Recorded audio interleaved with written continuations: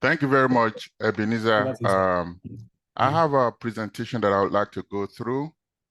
Am I the presenter now?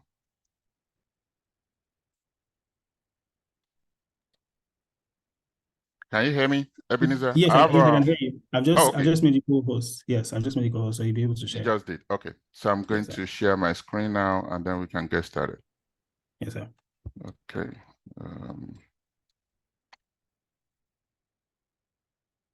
Okay. So am I good to go? Yes, sir. Good to go. Okay. Thank you very much. First of all, thank you for the introduction. And I want to congratulate you and your team for the good work you're doing. I didn't know anything about your work until you reached out to me several weeks ago. And I was pleased because it's in line with, what we're trying to do at Letter to Aso Rock as well. So I was actually, happy to receive from you. But because of time, I couldn't give my commitment right away. But I had it in mind that, I just have to be part of it, part of this. So congratulations, you are on the right path. You're doing the right thing that you should be doing. And my discussion today is going to be targeted towards the so-called youth, the youth.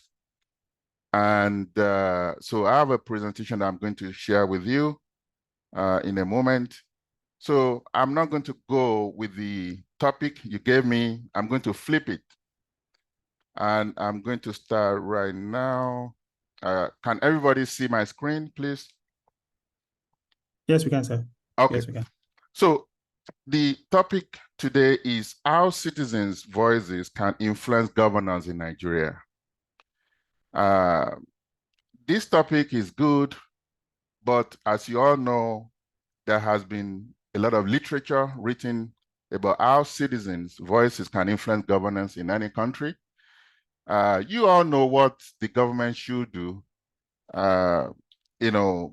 Transparency, accountability, rule of law, human rights, anti-corruption. Everybody knows that. Probably 100% of Nigerians knows what the government should do. But the real question, for me, the real question is, what can the citizens do to make the government hear their voices?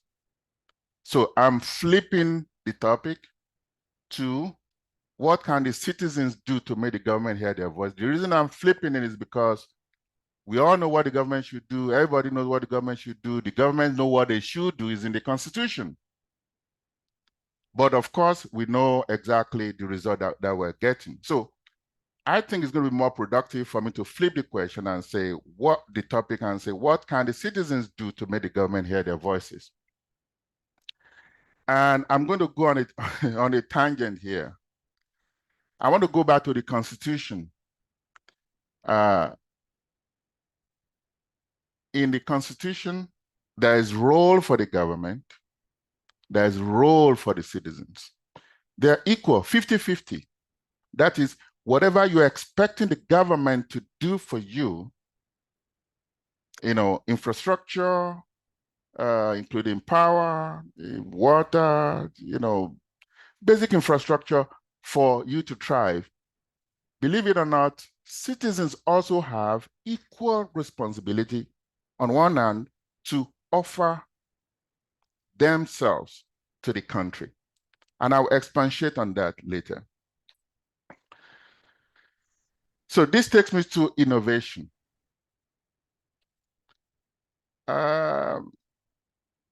You might ask, aren't the Nigerian citizens innovative enough? After all, you have all this high tech, you have Nollywood, you have everything. It's not enough. It's not enough. See, you look at the present government today. You look at the president, for example. Look at what he's done over the years. What's his age now? Is 70? It will be unrealistic to expect him to be as fired up as he was in the 30s and 40s, even though he's intelligent. I believe he's intelligent. I believe he has the capability.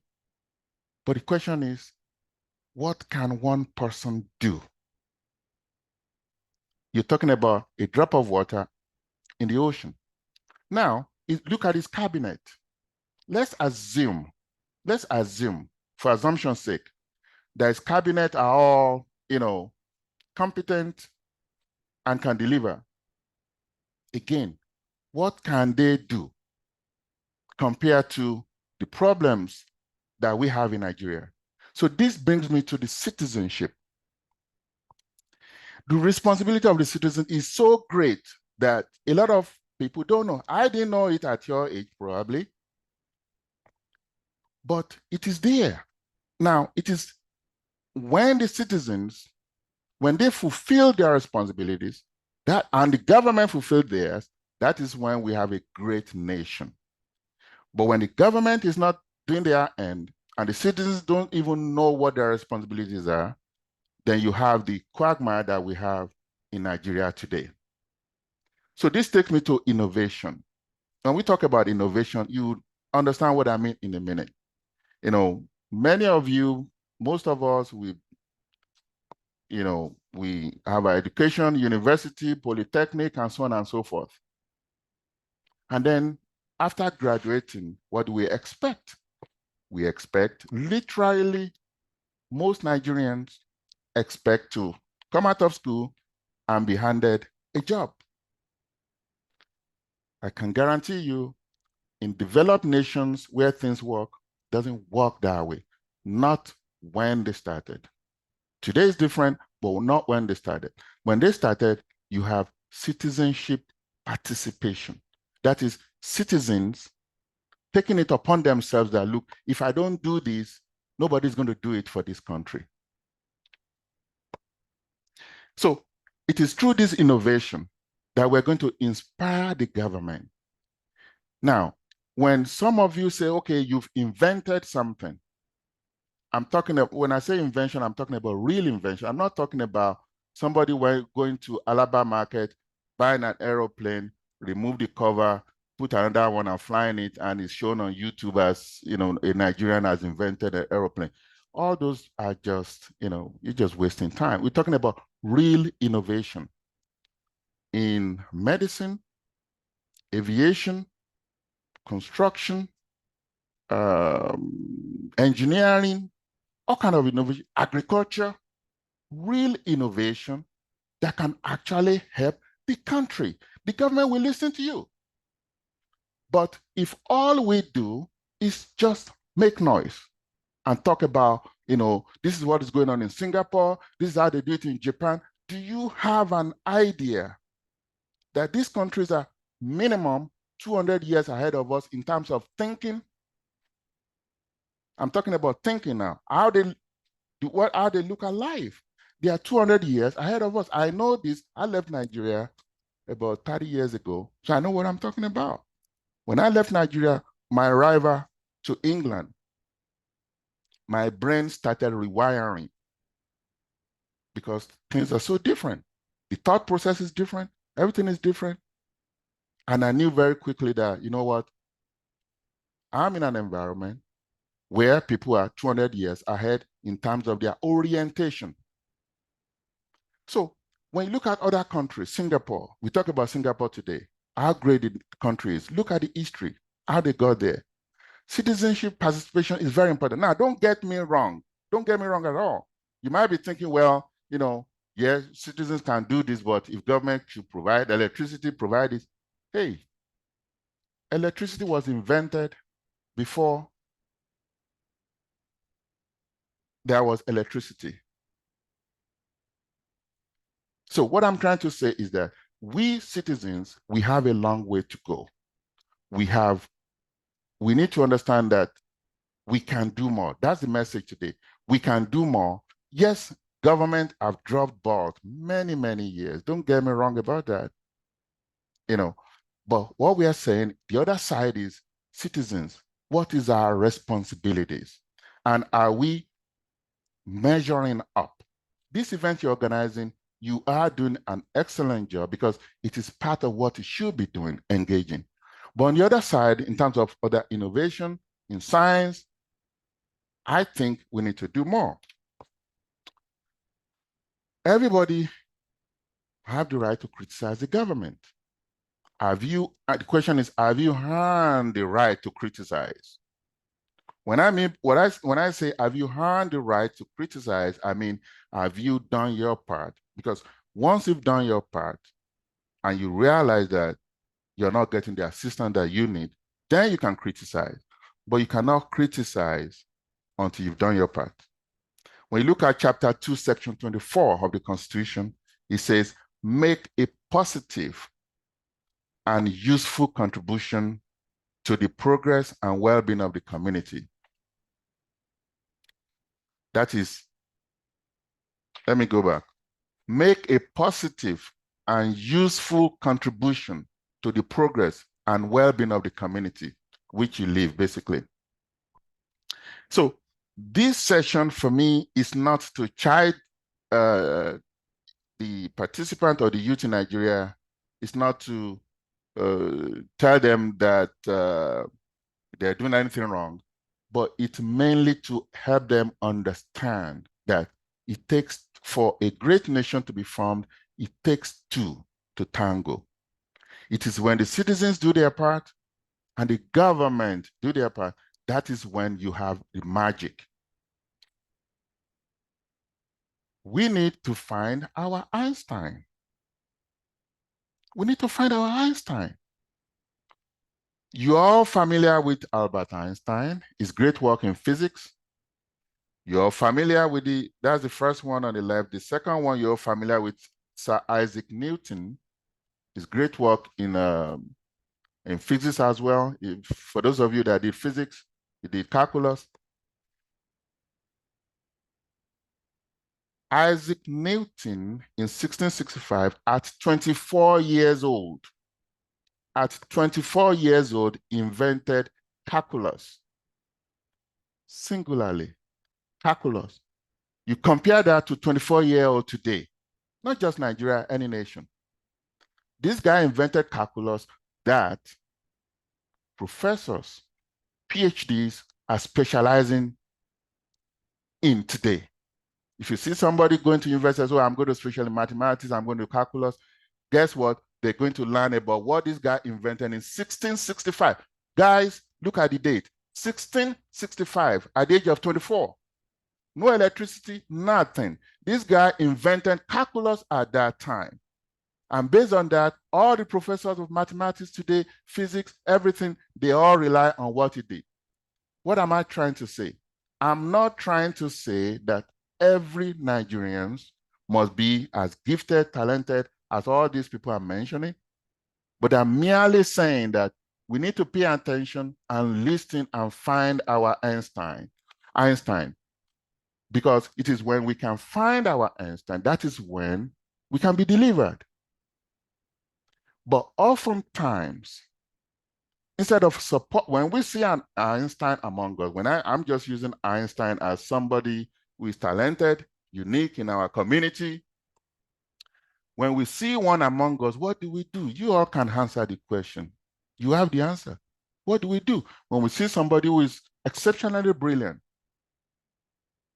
we find a way to make sure that that person doesn't progress. That's pretty much. And it is those people that can deliver us.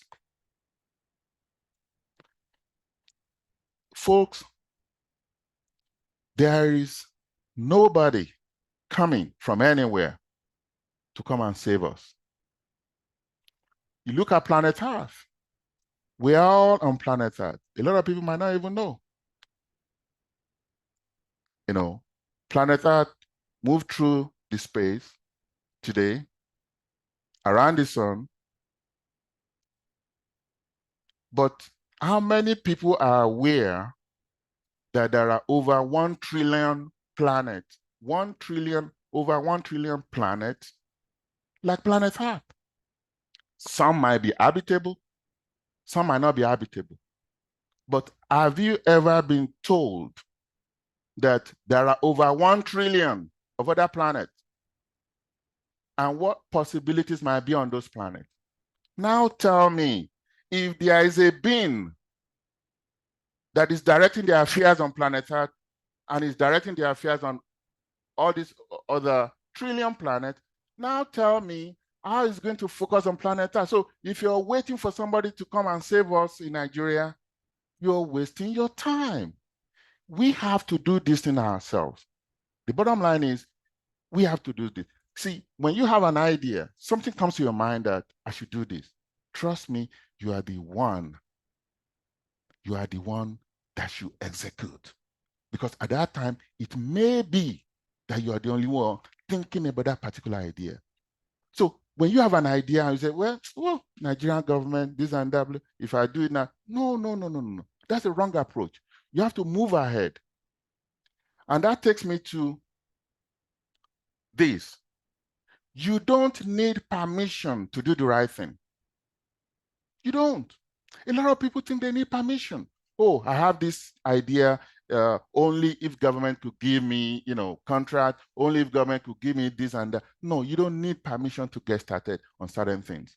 It is when you start, because if you believe in something, this event that you're organizing, I believe, spearheaded by Ebenezer, I believe that in his bone, he believes that he can make a change with this event. And I'm sure nobody is paying him to do it, but he believes and is moving. So also, any of you have idea what you want to do, you cannot wait. Because if you wait, because you might be the only one convinced. Idea is like a vision. You've seen it all, you've thought through it. So you might be the only one that have believed in that. So if you wait expecting other people to believe, it's going to take you 10, 20 years or never. But when you take steps and do something, then people will come around you. And if there's anything you want to take away from this today, it's that the Nigerian youth should really cooperate. You have to cooperate. Forget about government. See, when people organize, when you identify talent among you, you have to coalesce, you have to support that individual, because that individual might be the Messiah today. So the takeaway is you organize, form a group with a purpose like you're doing now. And this does not have to be civic, policy making. It could be on science, could be on, anything else. Identify talent locally, sponsor that talent. See, it does not take a lot to recognize talent and to sponsor that, at least to come up with what is called proof of concept, that everybody can understand that, oh, this is what this guy is trying to do in agriculture, all the way from agriculture to medicine. Then you promote. Then, of course, you repeat. Letter to AsoRock. I want to talk about letters to AsoRock in a minute. Listed as some of our advisors. You can see the diversity. When I started letter to AsoRock, I spoke with some of my friends. I said, you know what, with this new administration, I think they're going to need a lot of help. These guys might be brilliant, but the problem is so enormous that I think they're going to need a lot of help. So I was thinking, how do we harness the ingenuity of Nigeria, home and abroad? A lot of Nigerians in diaspora who are working, in sensitive places, they've acquired so much knowledge that could be utilized in Nigeria. A lot of Nigerians are home with so much ideas that they cannot implement, because of the environment, because of what they perceive is going to be the obstacles. because of their attitudes, because they know that even if they, project all the way to the government, they might not even understand what they're talking about. People are frustrated. So how do we create a platform that can harness these resources and then allow the government to tap into it? When I discuss with some people, they say, you're just wasting your time. They're not going to take a look at it. You're just wasting your time. Better focus on your business, and so on and so forth. And some even ask me, oh, how are you going to make money from this? I just laughed. I said, you don't get it. This is the only shot you guys have. In the next 10 years, 20 years, you're gone. And then you have the young ones that have to come on board. And when you look at what is going on in Nigeria, you shake your head. You're scared. So something has to be done. Then I went ahead. Today we have over 4,000 people who have registered and who have submitted, those are many who have submitted proposals, and this is just the beginning. So what I'm trying to tell you is very simple. One, you cannot wait for permission. Don't seek permission from anybody to do what is right. If you know what you're doing is right, it's going to help the country and of course help you as well economically. You don't need permission from anybody. Organize. You have to move, you have to take steps, and you have to combine with people of like mind. It's so vital. See, you might even discuss some ideas with even your parents. Their reaction might be negative based on their experience. So it's very, very dangerous to take your idea and expect people to give you permission. They will never give you permission. Why? Because they don't have the vision that you have. It is your vision. Just make sure that vision is clear and find people of like minds and you move.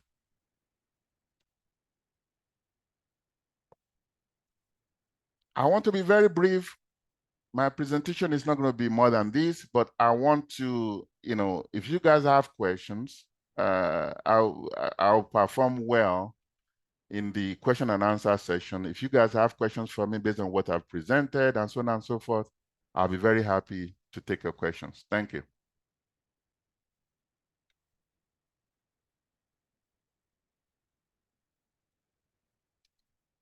Ebenezer, over to you.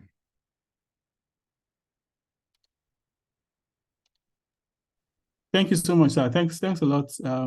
My colleague here, Terry, are you able to speak? Yes, I'm here. Hello, everybody. All right. Thank you so much, Dr. Joe. We're going to take some questions now. The first hand I see here is Olaide Olawuwo. Sorry if apologies if I didn't pronounce your name correctly, but we'll take your question now. Please unmute and go ahead.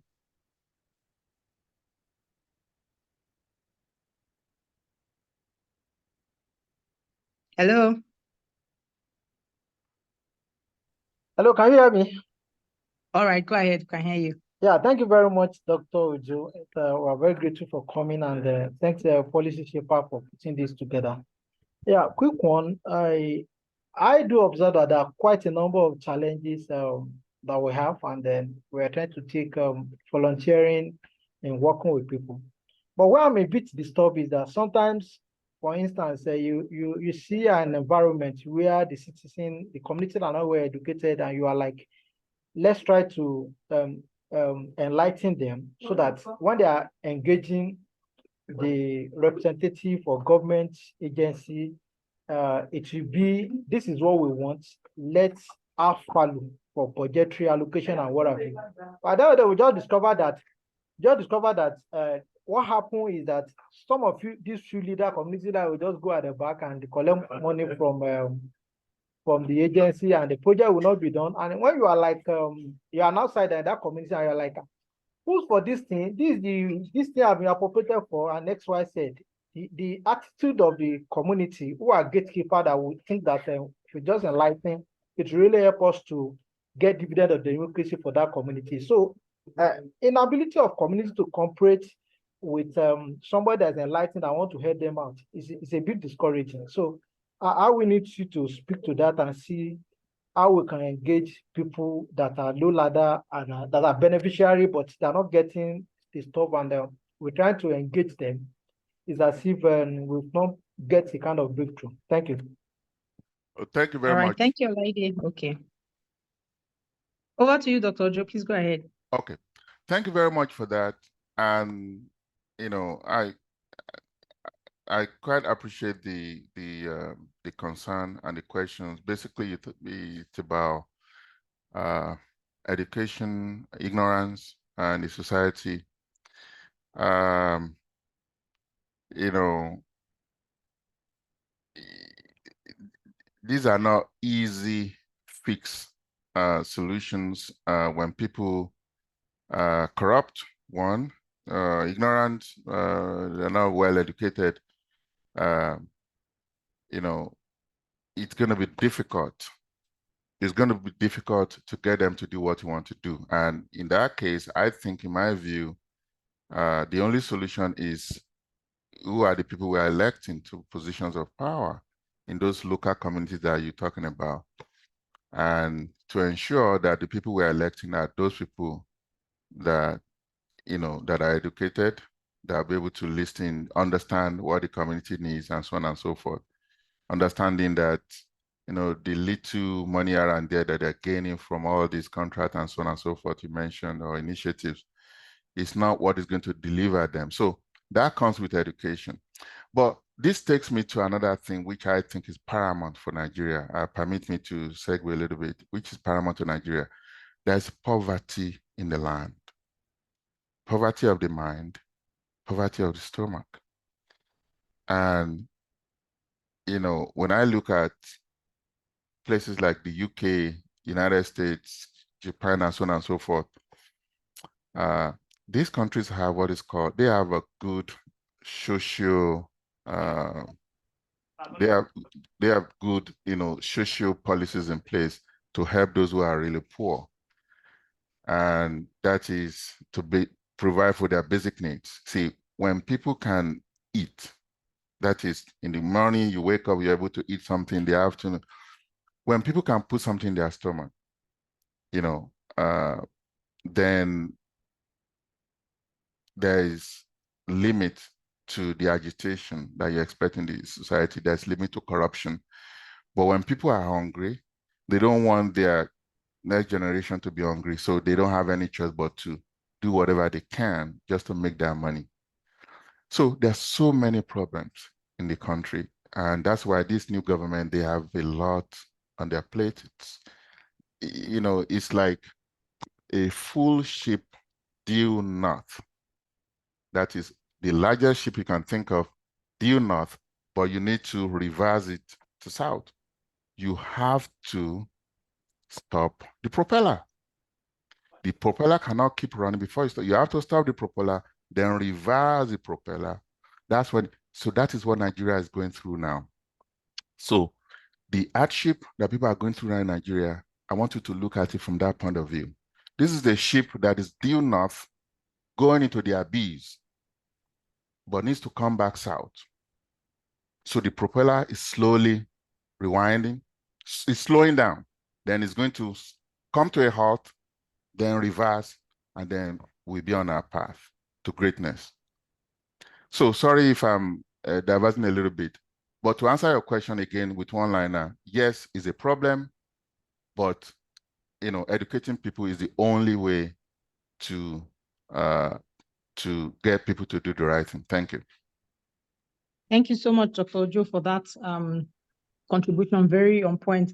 You know, Laide, if you're doing a project and you don't build in citizens engagement or stakeholders engagement, you find that implementers of project do run into those kinds of problems that you've talked about. It's a problem that has a solution. And as Dr. Joe has said, citizens engagement is the way to go.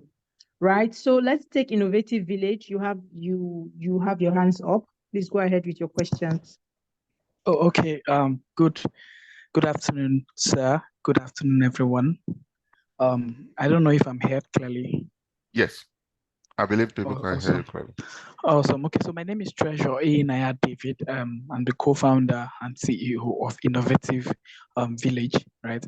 So now I'm speaking on behalf of my team, and basically some of the questions that have, spanned through my mind in the course of building this project. We're currently building a Innovative Village. Basically is a community of SMEs. Basically, we are working around the SME space and trying to empower SMEs in Africa, right? It's providing them support community, proper resource, bridging the gap that has limited their scalability and growth. So basically, I'm asking from that standpoint, from my experience so far working around SMEs and also around the government. So now, one thing I noticed in my course of working around the SME space, around the entire government, entire development space in the last, let's say, 4 years, is the fact that government is slow. The government is slow to responding to, these initiatives. You said something very vital.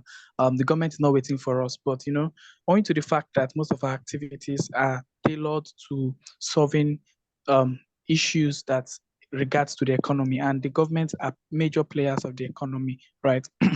This becomes a limiting factor because sometimes we're trying to make a move and it's looking like we need the government to actually get some approvals, and all of that. And then at the end of the day, we are struggling to make a headway, right? Because we are trying to get one or two approvals and all of that, which limits us a lot.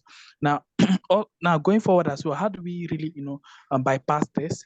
Like, that's one of my questions. And then secondly, so far I've been having a lot of, engagement from people in diaspora. In short, today I had a meeting with someone from diaspora who had met me on LinkedIn based on the output we put out there, output on LinkedIn. And he is like, oh, I'm interested in what you're doing and how can we make this work, right?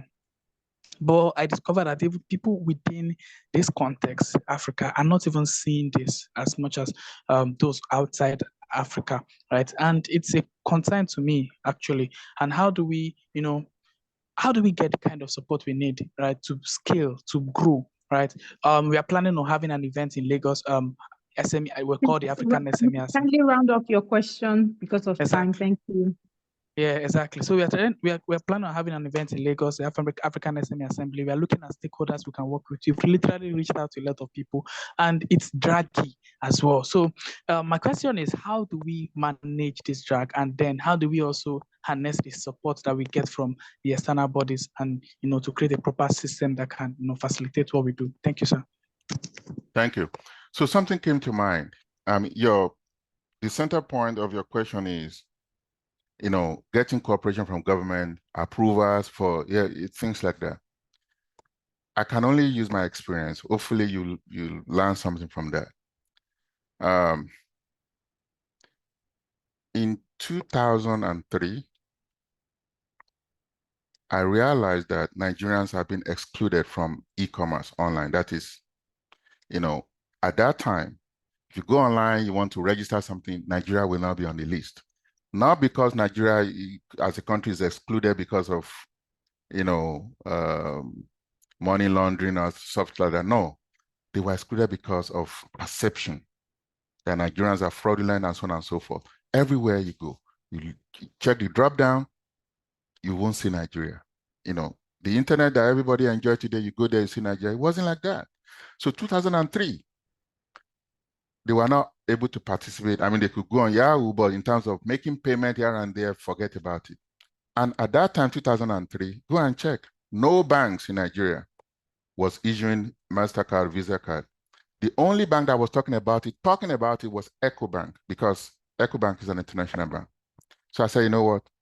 This is an opportunity for me to come up with something to get Nigerians back in the game, to help them. So I came up, you could check on my LinkedIn what I did on Visa prepaid card around 2003, 2004. So I came up with an idea I partner with Visa, I partner with an organization who has partnership with Visa. So we were able to buy Visa in bulk, and then we put the number programmatically now on a PDF, so Visa card number, expiration day, and so on. So when you buy it, you get the PDF, which is password protected. When you open it, you see your Visa information, just like the debit card today, and then you're able to buy something online, and we charge a small fee. At that time, I remember a friend of mine who works for UBA came to me and said, what, can you help us so that we can be able to issue MasterCard? I'm talking about 2003, 2004, 2005. Then I went to CBN. This is where I'm going. Then I wrote a letter to CBN that we have this innovation, we think we can expand, we need some kind of protection. Is there any license we need to apply for? And the CBN said, we don't know what you're talking about, go and partner with the bank. That was their response then. So of course, we went and partnered with, I believe UBA and so on and so forth. Then again, I hope this experience will tell you exactly what you need to do. Then again, in 2007, so you know what, this is scaling. I think Nigeria needs something better. Let's come up with a mobile payment application, an agency solution, so that people will be able to send money to each other, just like PayPal. And then I developed this solution again. I went back to CBN. This is 2007.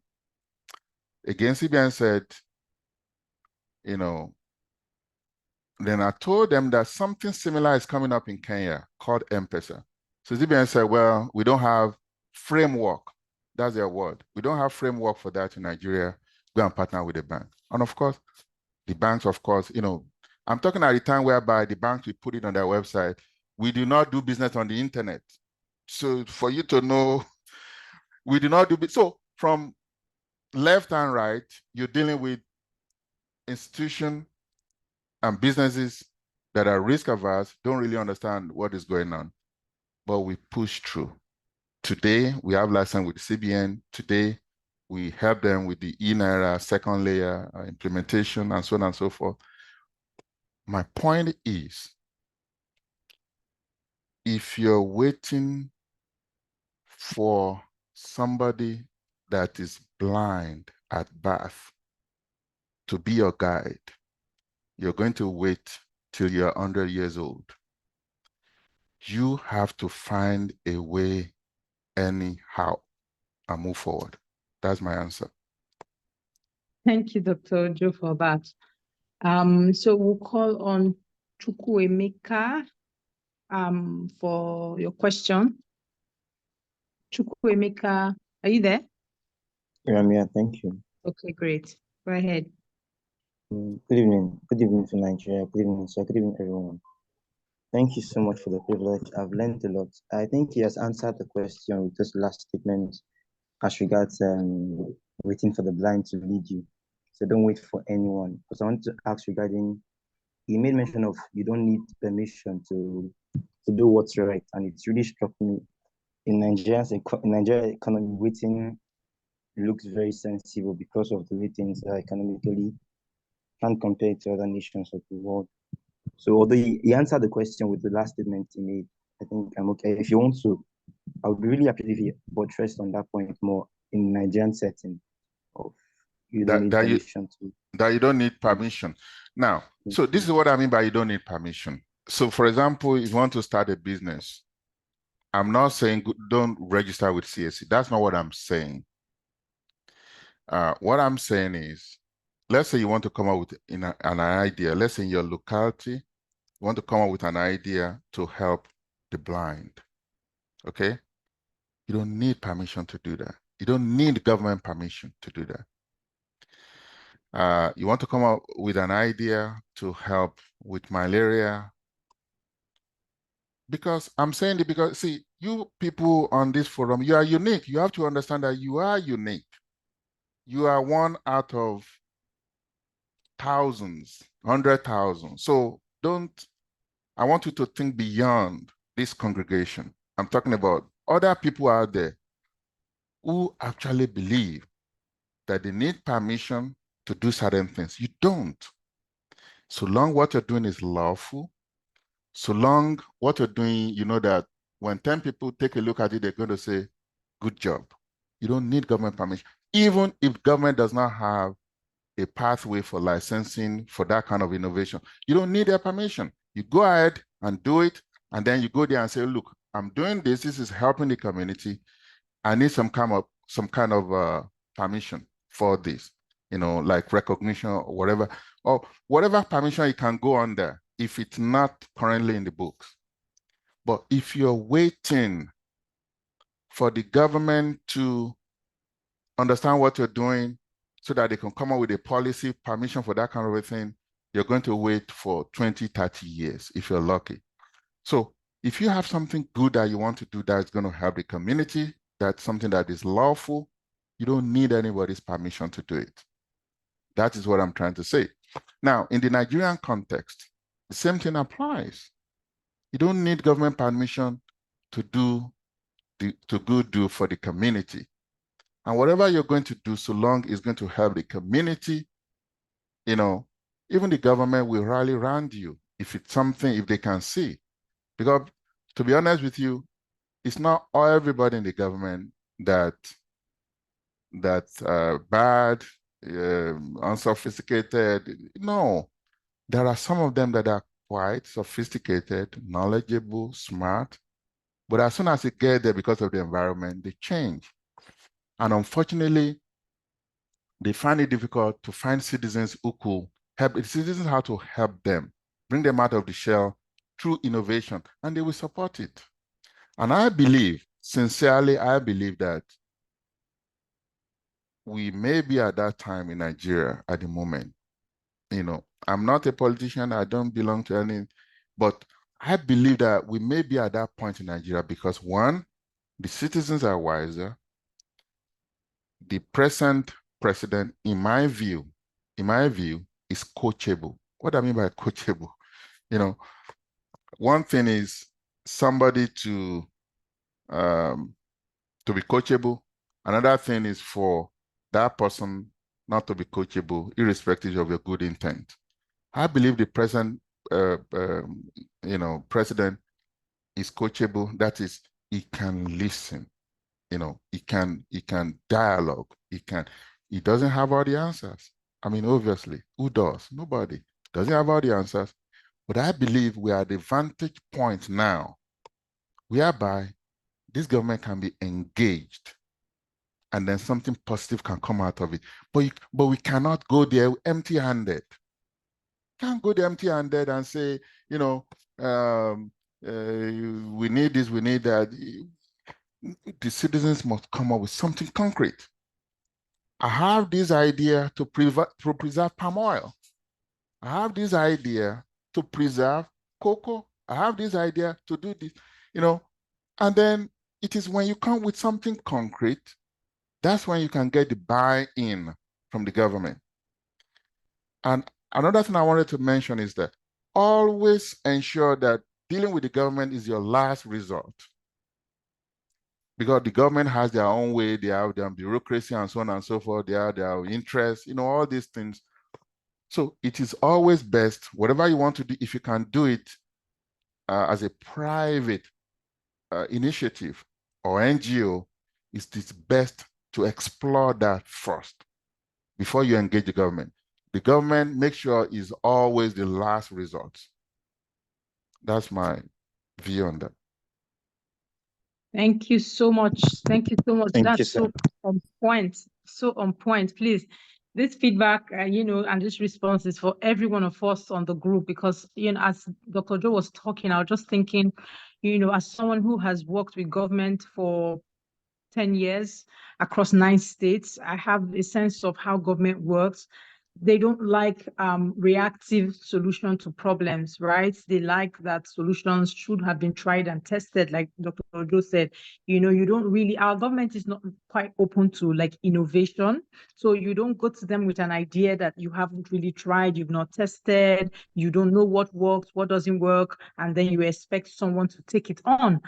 Not just the government, but you need to be talking to an investor who is very open to risk, to be able to buy into that idea. But for the government, they are not that open to risk. And so we need to sort of understand that. And there's one very key thing Dr. Ojo just said, which is the government being the last resort. I'm hearing, how can the government support? How can the government support? You can really thrive in whatever you are doing without the government support. right? Just go ahead. You can thrive in Nigeria. You need to inform the government, but if you're waiting for government support, like Dr. Joe said, it's going to take 20 to 30 years of your life, and you really don't want that. So thank you so much, sir, for that response. Someone on the chat had asked how to connect with letters to Aso Rock. Maybe you might want to speak to that very quickly before we call on Eben. Okay. Someone on the chat, yes, sir. Okay, I'm going to put the web address on the chat in a minute. So once you have the web address, just go to that website and register if you have not registered. It's very simple. It's designed to be very simple. So you register your first name, last name, email, phone number, obviously, email to correspond with you, email in case we need to reach you via SMS if there's any urgent need for, if you had submitted a proposal and the government wants to talk to you, obviously we need your email. So once you submit, that is step one, you've registered. The second step is on the proposal section or idea section. If you have anything, we have people who are just submitting ideas, I mean, from great to, it's a full spectrum. So I won't expatiate more than that. It's a full spectrum from great to, and then, so those are ideas like, government should do this, that's on the idea. But on the proposal section, if you have something that is more organized and you want government to take a look at it, then take your time and craft a proposal. It doesn't have to be 100 pages. Just make it, because human beings are going to read it and they need to, so take your time to put yourself in that position. If somebody sends this to me, the proposal to me, will I take the person seriously? So take your time, write your proposal, put your thought together, and then submit. So that's another section. So once you submit your proposal, then it goes into the wheel of things. That is when, now, a lot of people have asked, what if my idea is stolen and so on and so forth? Well, when you write your proposal, you have the option to say, okay, do not share yet. So while you're drafting your proposal, sometimes it may take you a week or whatever. So you don't share it yet. And you may not even want to share it at all if it's that sensitive. If it's sensitive and you want to do, patent on it for us, you want to contact a lawyer, you have all the time in the world to do that. But from experience, I can tell you sincerely, unless it's something about nuclear power, I think you can safely share your proposal. And the key is to make sure that that proposal actually makes sense and is something that is needed. And you just hope for the best. See, our job is to create a medium by which the citizen and the government could interface. The another thing we've done is to make it, you can actually target your ideas or proposal to federal government, state, or local government, because it's not everybody that's looking at the federal. Some people, it's just their own local government. That's where they have an idea how to get certain things fixed. So when you're submitting your proposal, there's option to select, is this local government? Then you select the local government. It will show you drop down the local government. So that is how to go about letter to Aso Rock. So once you submit it, it's going to be available for the government to review when they start reviewing. So that is my response to that. All right, thank you very much. So I believe we all understand how to connect with letters to Aso Rock. Thank you so much for your time, Dr. Joan, for such a fantastic presentation. Really, really apt. The thing you said about us being the ones who fix Nigeria and not someone from outside the country or outer space, that was, I thought that was really, really good. Thank you so much. So well done, everyone. Thank you for joining the session. We have mentor office hours from 4 p.m. to 5:30 today, and everyone in the Policy Shaper team is on ground to provide support and clarification wherever you need it. I think the key thing really is to focus